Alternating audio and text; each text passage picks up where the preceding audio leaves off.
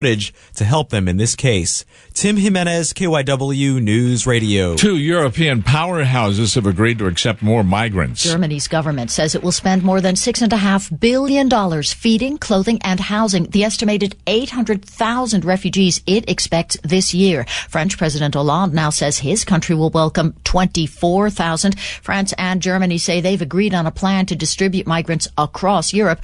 Not clear how many of their European colleagues will agree to that plan. I'm Vicky Barker at the Foreign Desk in London. Also today, British Prime Minister David Cameron says the UK has agreed to resettle up to 20,000 Syrian refugees from camps over the next 5 years. Military prosecutors have reached into a section of military law seldom used since World War II in the case against Army Sergeant Bo Bergdahl.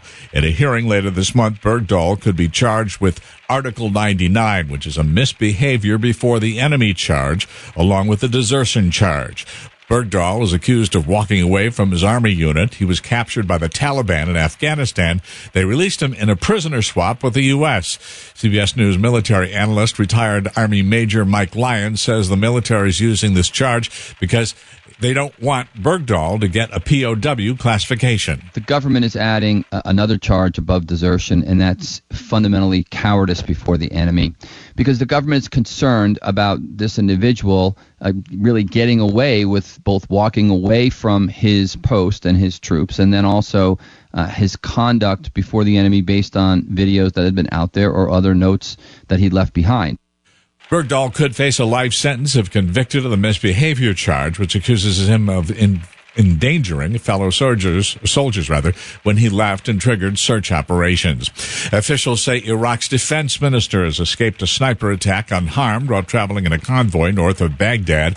A statement today says Defense Minister Khalid al-Badei was heading back to Baghdad after a field visit to troops fighting ISIS militants.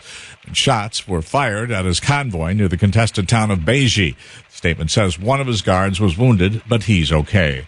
KBW News Time 1:41. Each year, 1 in 5 Americans visits the emergency room, but not all of those trips are necessary. If you're in need of medical help, how do you know when to go to the ER, an urgent care center, or your doctor's office? Lourdes Urgent Care offers these tips. If you're having chest pain, signs of stroke, trouble breathing, or severe bleeding, don't wait. Call 911 and go directly to the ER. Urgent care centers, like Lourdes, treat conditions that should not be delayed for an appointment, such as sprains and strains, strep throat, and infections. Lourdes Urgent Care can also perform school, sports, and workplace physicals. If your complaint may wait and can be addressed with an appointment, call your doctor's office. Urgent Care is a convenient resource for the community. What's more, there's no appointment necessary. Lourdes Urgent Care is open 7 days a week, 9 a.m. to 9 p.m. weekdays, and 9 a.m. to 5 p.m. on weekends. To learn more, contact Lourdes Urgent Care at 856-470-9230 or online at lourdesnet.org.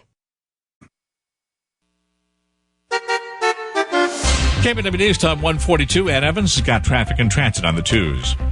Thanks, Wally. We have jam traffic on the Schuylkill eastbound. Actually, we have stop traffic on the Schuylkill westbound. The Schuylkill westbound is still closed, Girard Avenue to Montgomery Drive due to an accident, and you have stop traffic from University Avenue.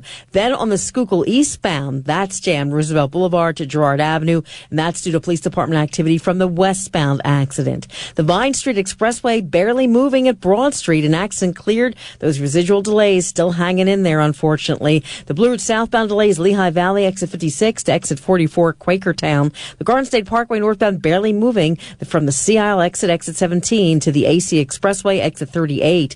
Taking a look at Route 9 northbound, that's stacked 601 Avalon Boulevard to 83, Route 83 westbound barely moving, Shore Road to 47. Those alternate routes to the shore, they're jammed, so you could imagine how clogged that whole area is. The Atlantic City Expressway westbound jammed, exit 31, Route 73 to the 42 freeway. The 42 freeway northbound, some improvement, no longer jammed but slow, Coles Road to Creek Road.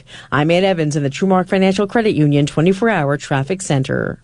Furniture supports Children's Miracle Network and Children's Hospital of Philadelphia to make miracles happen for kids every day. Lily's Furniture, just what you're looking for. Coming up, the 5-day forecast, KBW News Time 1:43.